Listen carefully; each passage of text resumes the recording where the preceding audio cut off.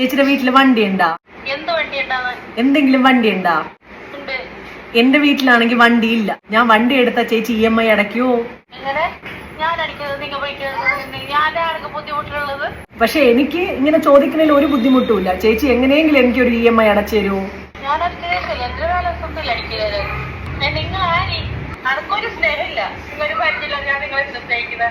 എനിക്ക് നിങ്ങളെ ഭയങ്കര സ്നേഹം. അനക്കൊരു സ്നേഹമില്ല. എനിക്കാണെങ്കിലേ എനിക്കൊരു അനിയത്തി കുട്ടിയുണ്ടേ. അവളെ മഴ നനയാതെ സ്കൂളിലാക്കണം. അതിന് ഒരു വണ്ടി വേണം ചേച്ചി. EMI അടയ്ക്കുവോ ചേച്ചി? 2-3 മക്കൾ പോകുന്ന ഞാൻ ബസ്സിലേക്ക്, ഞാൻ സ്കൂളിലേക്കെന്താ വണ്ടിയിലേക്കെന്താ? എനിക്ക് ബസ്സിലൊന്നും കയറാൻ പറ്റില്ല. മുട്ടുവേദനയാണ് ചേച്ചി. അങ്ങനെയൊക്കെ കയറുന്നപ്പോ അതിനൊക്കെ ചെയ്യാൻ പറ്റില്ല.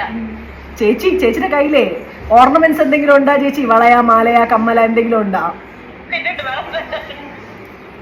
എന്തുണ്ട് ചേച്ചി? ബിസ്ക്കറ്റാ? ബുക്കുണ്ടാ? സ്വർണ്ണ ബുക്കാണ്. ഭർത്താവിന് എന്തോന്ന് പണി?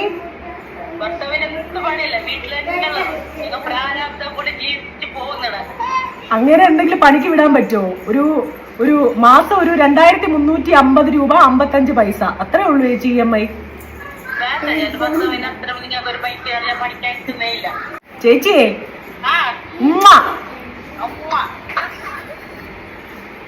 ചേച്ചി, നമ്മൾ തമ്മിലേ ചുംബിച്ചു എന്ന കാര്യം ഭർത്താവ് പറഞ്ഞ പ്രശ്നാവൂലേ?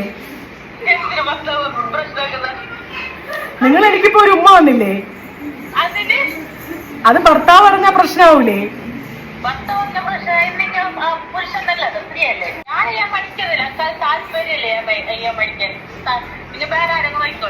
എന്റെ പൊന്ന് ചേച്ചിയല്ലേ? എന്റെ ചക്കര മുത്തല്ലേ? എന്റെ പഞ്ചാര വരിക്കല്ലേ? നീ പണ്ടാറങ്ങി പോവേ ഉള്ളു കേട്ടാ. നശിച്ചു പോവും എന്റെ പൊന്ന് ചേച്ചി. സജ ചേച്ചി, ഇത് നൗഷാദിക്ക് പറഞ്ഞിട്ട് വിളിച്ചതാണേ. പ്രാങ്ക് കോളിന്ന് വിളിച്ചത് RJ അഞ്ജലിയും നിരഞ്ജനയുമാണ്.